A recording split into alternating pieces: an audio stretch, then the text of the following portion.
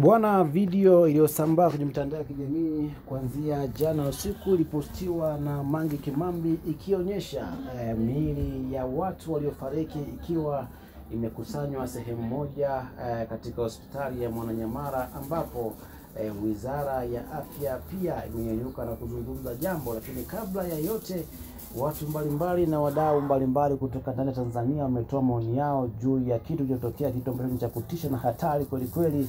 Hata Rais wa Wanasheria Tanzania Mwambukusi aliandika ujumbe mzito kuhusiana na tukio hilo. Lakini pia kumeibuka na hasira kali kwa vijana kwenye mitandao ya kijamii wakitoa komenti kali kweli kweli baada ya kuona hiyo video, na wengine wakishindwa kuangalia kutokana na namna video hizo inavyoonyesha watu walivyokusanywa wakiwa wameuawa, wakiwa wametobolewa na risasi, kiangalia majeraha makubwa wakiwa nayo.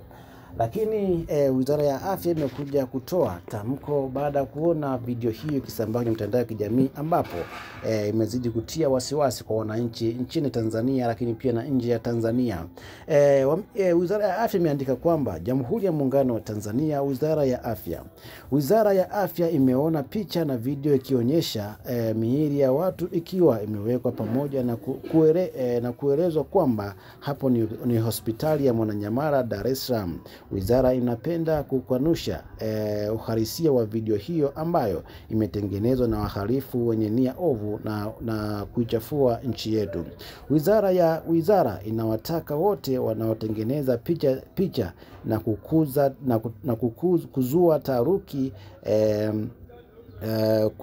kuzihusisha na vituo vyetu vya kutoa huduma za afya kuacha mara moja, na inawasihi wananchi kuacha kusambaza picha hizo kwa kuwa kufanya hivyo ni uvunjifu wa sheria. Wananchi mnaombwa kuendelea kuziamini huduma zetu zinazotolewa na vituo vyetu vya afya na hospitali nchini Tanzania.